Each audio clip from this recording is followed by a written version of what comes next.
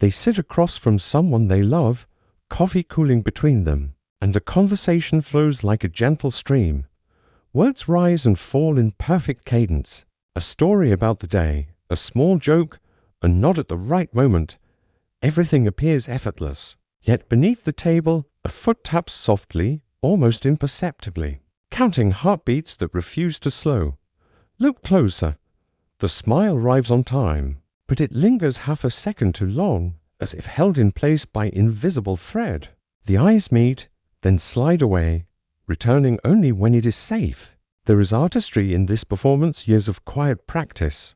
They have learned exactly how much light to let in, how wide to open the door before the draft of real seeing rushes. Through Dot in every room, this same subtle choreography repeats. At work, the voice lowers just enough to sound thoughtful without revealing the tremor of doubt.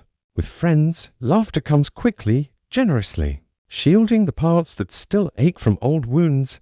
Even alone in the mirror, the gaze softens, skipping over the places that feel to rot a witness. It is exhausting, this constant calibration. A low, persistent hum beneath ordinary life. The body keeps score in tightened shoulders, in breath that never quite reaches the bottom of the lungs. They long to exhale fully, to let the ribs expand without bracing for judgment. But the reflex is older than memory. Better to remain half-hidden than risk the sudden cold of exposure. Watch them choose their words like delicate glass. A truth hovers on the tongue, something small, something human. But it is tested first. Will this make them too much, too needy, too strange?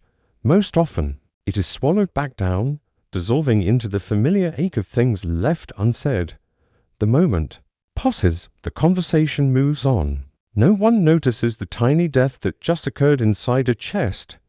Sometimes, in rare quiet hours, they catch themselves rehearsing, lines prepared for a future that may never arrive. Ways to explain the unexplainable parts, apologies for feelings that have not yet been felt aloud.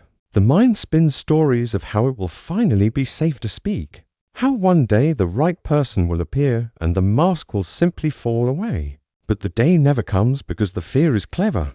It whispers that safety lies in perfect timing, and perfect timing is always tomorrow. There is a particular loneliness in being loved for a version of oneself that feels borrowed. They watch others dive headlong into conversations, spilling imperfections like bright coins, and wonder what it must feel like to be that unafraid. Envy arrives softly, without malice. More than anything, they envy the ease of taking up space. Without apology. At night, when the world quiets, fragments escape. A journal page filled, then torn out.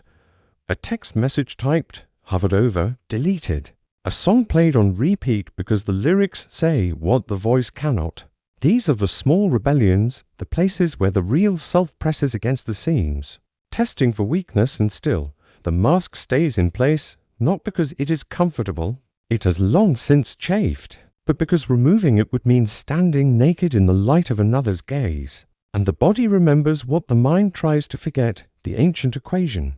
That visibility once equaled pain. So they smile, they listen, they offer just enough to be called kind, open, good company. And inside, something tender keeps folding itself smaller, smaller, until it can almost believe it was never there at all. This is how a life is lived half-lit. Not in dramatic silence, but in the soft, relentless art of remaining partially unseen. The mask is not cruel. It was sewn with love once upon a time, by hands that only wanted to protect what felt too fragile for the world. The tragedy is not that they hide. The tragedy is how beautifully they have learned to do it. How no one ever notices the effort it takes to breathe behind a smile that was never allowed to tremble. In the soft blur of infancy, long before language arrives to name things, a child learns the first subtle grammar of love. They cry, and sometimes arms arrive quickly, warm and certain. Other times, the cry hangs in the air like smoke, unanswered. A small face turns toward a parent's eyes, radiant with need, and meets a gaze that has drifted elsewhere, tired, distracted, or simply elsewhere. In that quiet mismatch, something registers, not as thought, but as feeling. A tiny heartbeat quickens, then learns to quiet itself. These moments are rarely dramatic. No thunder, no cruelty. Only the ordinary exhaustion of adults who are doing their best with hearts that were once small and waiting, too. Yet the child's nervous system is a perfect recorder. It notes the exact tilt of a head that turns away when tears grow too loud. It remembers the sudden brightness forced into a smile when anger flares, because anger made mother's face tighten like a fist. Piece by piece, the child assembles an inner map. Here be dragons. Here be safety. Certain emotions, certain needs, certain truths make the air grow thin. Better to fold them away. By the time words come, the lessons are already bone deep. A little girl spills juice across the table and watches her father's shoulders sag. The apology rushes out before the mess is even wiped, because she has learned that being the cause of disappointment feels like falling. A boy tumbles from his bike, knee bleeding, but swallows the sob when he sees his caregiver flinch at blood. He stands, forces a laugh, and the pain is tucked somewhere behind the ribs where no one will have to look at it. Parents do not intend this curriculum. Most never see it being taught. They are navigating their own ancient maps, drawn in childhoods of their own. The father who sighs at spilled juice once sat in a house where mistakes were met with silence, sharper than shouting. The mother who turns away from big feelings once learned that her own tears made her father leave the room. The knowledge passes down like an heirloom no one asked to inherit. Some parts of you are too much. Keep them small. Keep them quiet. Love depends on it. In some homes, the message arrives wrapped in praise for goodness, for being easy, for not making waves. You're such a good girl when you're quiet, says a weary voice. And the child hears the unspoken corollary, you are loved when you disappear your sharper edges. In other homes, the lesson is carved deeper: ridicule for sensitivity, dismissal for enthusiasm, punishment for the crime of taking up too much space. But even in the gentlest nurseries, the seed can take root. No parent is perfect. Every caregiver has moments when their own pain eclipses the child in front of them, and the child, wired for survival, learns to dim themselves to keep the bond alive. Watch how early this dimming begins. Toddlers already perform. A 2-year-old hides behind a parent's leg, not from shyness alone, but from the dawning sense that their full intensity might overwhelm.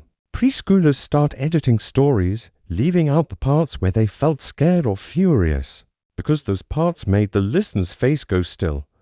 By school age, the habit is fluent. They arrive home and answer fine when asked about their day, because the truth feels too bulky to carry across the threshold. These are not failures of love. They are the quiet tragedies of human limitation. Every generation hands down its unhealed places like pressed flowers between pages. Here is where I learned to hide. So, perhaps you must hide there too.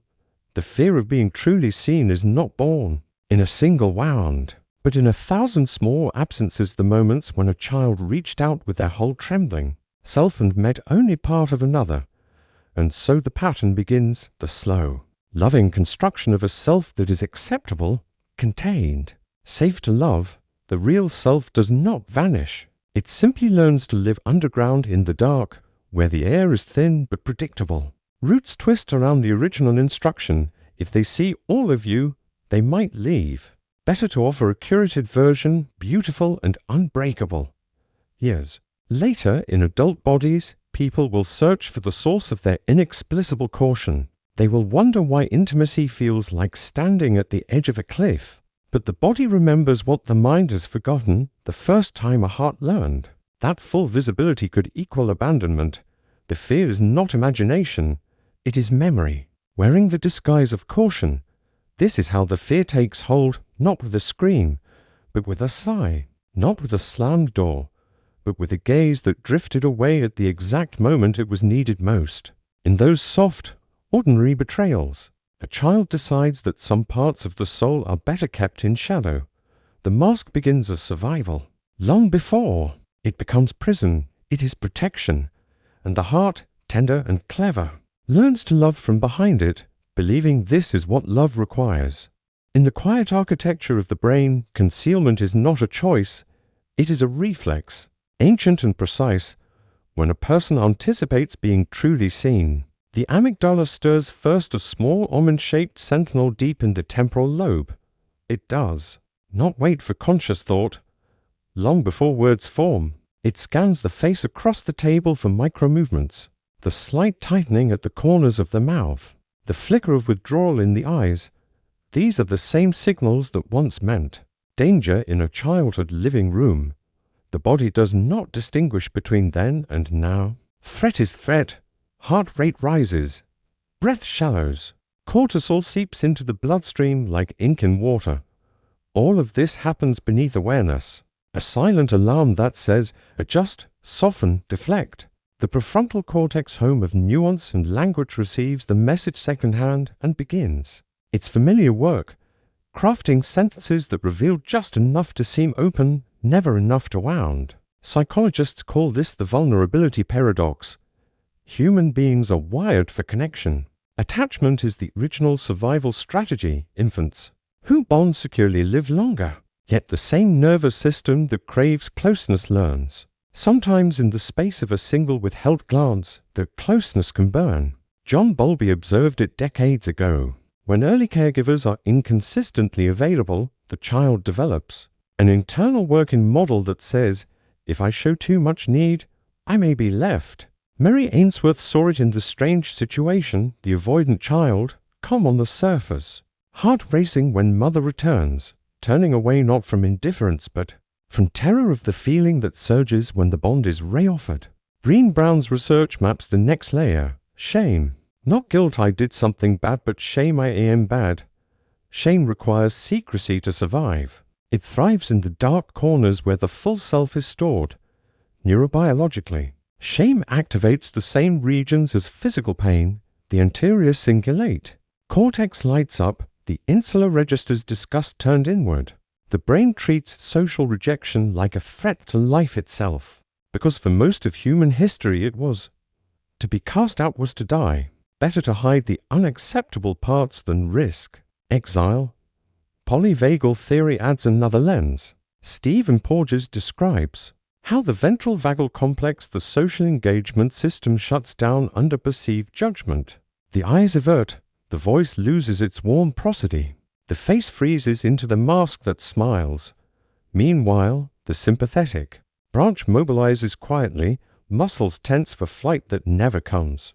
Because the danger is not physical, it is existential. The body prepares to run from a gaze. fMRI studies of vulnerable disclosure show something tender. When people speak a hidden truth, in the presence of acceptance, oxytocin rises, cortisol falls, the default mode network quiets. It's self-critical chatter. The brain registers safety. Yet for those whose early maps marked openness as danger, the approach avoidance conflict is brutal. The reward circuitry lights up at the thought of being known. Dopamine surges for the possibility of intimacy while the threat circuitry screams retreat. The result is approach, then freeze, then retreat, repeated in microscopic increments across a lifetime of conversations. Chronic partial concealment has its own physiology. The body lives in a state of low-grade sympathetic activation, elevated, resting heart rate, shallower breathing, higher allostatic load. Over years, this gentle, constant stress etches itself into immune function, sleep cycles. Even telomere length, the cost is not dramatic. No collapse, only a slow erosion. Like waves wearing stone, attachment styles crystallize the pattern. The anxiously attached lean forward, offering more than is safe, then panic. The avoidantly attached, often those who learned earliest, that needs overwhelm perfect the art of the pleasant distance. The disorganized carry both maps at once, frozen between lunging toward connection and fleeing it. All share the same fear in different costumes. If you see me fully, you will see something unlovable. Evolutionary psychologists suggest the fear once served us in small tribes. Standing out could mean ostracism. Conformity kept you alive. But the modern world is no longer a village of 30. Intimacy now happens one-to-one, behind closed doors, in texts that can be edited 100 times before sending. The old wiring misfires. The threat is imagined, yet the body responds as if it is real. Trauma deepens the groove. For those who experienced overt rejection, ridicule, or violation when most vulnerable.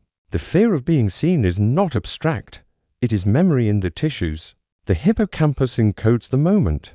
With exquisite clarity, the exact tilt of a head, the coldness in a voice. Years later, a similar tilt triggers the cascade before conscious recognition arrives. Peter Levine calls this the frozen watchfulness, the nervous system stuck mid-flight, eyes open, body immobile, waiting for the blow that may never come again. Yet the brain is not stone. It is water, reshaping itself with every safe encounter. Neural pathways laid down in fear can be softened by repeated experiences of being witnessed without consequence. This is the quiet miracle beneath every healing story. The amygdala learns, slowly, that some gazes do not burn. Some silences hold rather than punish, for now though. The old equation persists. Visibility equals danger. Concealment equals safety. The body believes what it was taught before it had words to argue. This is the psychology of concealment, not weakness, not vanity, but an elegant, heartbreaking adaptation to a world that once felt too sharp for the softest parts of a heart. Inside the same chest, the currents move in opposite directions, gentle but relentless. One current is a quiet ache to be known. It rises in the throat during long evenings, in the pause before sending a message, in the way the body leans slightly forward when someone asks, "How are you, really?" This current carries every unspoken dream, every tender wound, every secret joy too bright to hold alone. It wants to spill over, to flood the space between the people until there is no separation left. It remembers that humans were made for merging, for the soft collision of souls. In its purest form, it is the infant's open gaze before the world taught caution. The other current is older, colder. It is the hand that clamps over the mouth before the cry escapes. It is the sudden step backward when a question comes too close. It circles the heart like a vigilant animal, teeth bared at anything that smells like exposure. This current remembers. Every time the reaching out was met with absence. Every moment when being fully present made the air turn sharp. It whispers the same sentence in 1,000 variations. If they see, they will leave. If they see, they will recoil. If they see, the fragile thread of love will snap taut between these two currents. A person lives suspended. They fall in love and feel the ache surge forward, unstoppable. In the first weeks, words tumble out like bright birds. Then one morning they wait to find the guardian current has tightened its grip overnight. A small truth shared the night before now feels like a landmine left in the open. Panic arrives soft as dawn. They begin the slow retreat, jokes to lighten what felt heavy, distractions to blur what came into focus. The beloved notices nothing at first. Only later, much later, will they describe a feeling of reaching for someone who keeps dissolving just beyond the fingertips. Friendships follow the same quiet rhythm. A connection deepens, laughter grows easy, and suddenly the fear wakes. They cancel plans with excuses that sound reasonable. They let messages sit unanswered for hours, crafting replies that reveal nothing essential. The friend feels the chill, but cannot name it. The person inside feels the loneliness bloom like dark water under ice, and hates themselves for creating it and cannot stop. The war is fought in the smallest moments. A hand almost taken, then tucked into a pocket. A story almost told, then rerouted into something safer. Tears that rise and are blinked away so expertly that even the mirror barely catches them. Each retreat is followed by a wave of self-loathing. Why can't you just be normal? Why must you always pull away? The guardian current answers without mercy. Because normal people are not this broken. Because if you stay open, the breaking will be visible to everyone. Intimacy becomes a narrow corridor lined with mirrors. Every step forward shows the terrified child reflected back, palms pressed against the glass from the inside. The longing grows teeth. It wants more than glimpses, it wants the whole sky. But the fear has claws. It digs in at the first hint of real air. They watch others with quiet wonder. Someone confesses a flaw and is met with tenderness. Someone rages and is held anyway. Someone says, "I'm terrified," and the room does not empty. These moments feel like stories from another planet.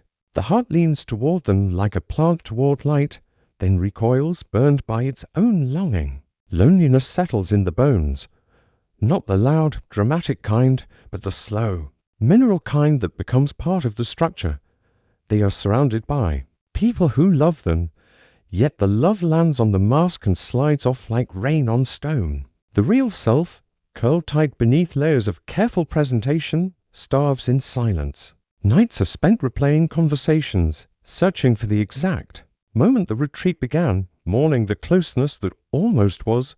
There is grief here, deep and wordless. Grief for the versions of relationships that might have existed if the fear had slept one more day. Grief for the child who learned too early that full presence was dangerous. Grief for the adult who still believes, on some level, that they are. Fundamentally unhold able. And beneath the grief, a quieter rage. Rage at the parents who were only human. Rage at the self for being so fragile. Rage at the world for making love feel like a test that must be passed by hiding. The war has no victors, only exhausted soldiers on both sides laying down arms in the dark, picking them up again at dawn. This is the inner conflict, the unbearable tension of wanting to be seen, while believing that being seen will destroy everything. To truths living in the same body, tearing it gently apart with every breath. It begins so quietly that it almost goes unnoticed. A single moment, unremarkable to anyone watching from the outside. They are speaking, words flowing in their usual careful pattern. When the listener does something small, a pause that does not, rush to fill the silence, eyes that soften instead of sharpen, a slight lean forward, not to interrogate, but to cradle whatever might come next in that tiny suspension of judgment. Something inside the speaker trembles. The guardian current braces, ready to pull back, but the retreat does not come fast enough. A truth slips out, not the polished version, not the one rehearsed in the shower or edited in the mind 100 times, the raw one, the one with jagged edges and trembling voice. And the world does not end. The listener does not recoil, does not change the subject, does not offer the quick consolation that seals the moment shut. Instead, they simply stay. The gaze holds steady, warm, unafraid.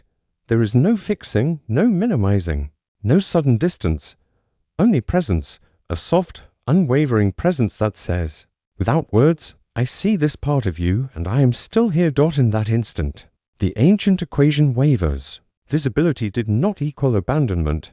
Exposure did not equal destruction. Something new registers in the body, a faint warmth in the chest, a loosening in the throat. The nervous system, so long calibrated to threat, encounters a different signal. Safety in the exact place where danger was expected. These moments often arrive disguised as ordinary.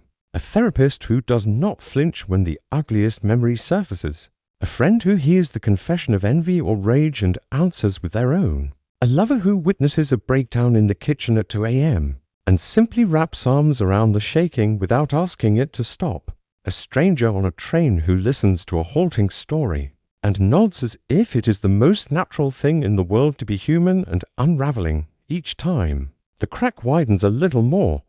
Light seeps through. The realization is not thunderous. It does not arrive with fanfare or sudden clarity. It is more like waking from a long sleep in a room you thought was locked, only to discover the door was never bolted at all. One day, they notice they have spoken for 10 minutes without scanning the face across from them for signs of withdrawal. They catch themselves crying in front of another and do not apologize immediately. They say, I'm terrified, and the sky does not fall. The body begins to remember something older than fear, the original blueprint of attachment, the one that existed before the fractures. Oxytocin rises not as a drug, but as nature. The vagus nerve learns a new tone, warm, settled, connected. Heart rate variability shifts toward coherence.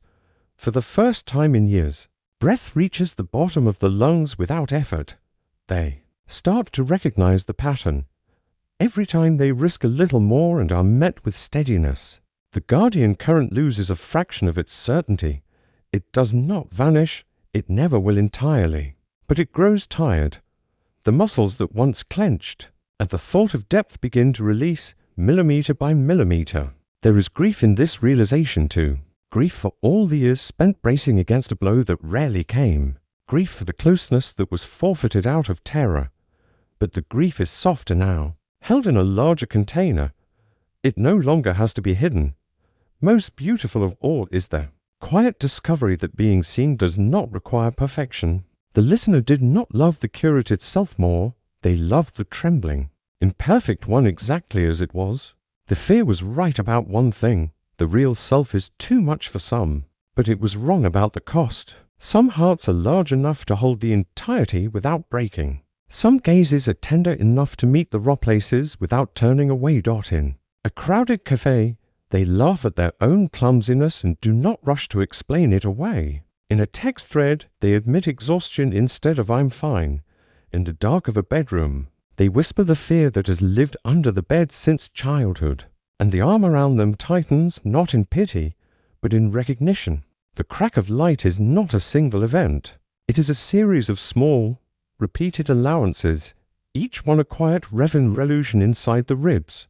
This is the turning point, the slow, exquisite dawning that the thing most feared might also be the thing most needed, that being truly seen, far from destroying, might be the only thing that ever makes the hidden parts feel real at all. The mask does not shatter. It simply, gradually, becomes unnecessary.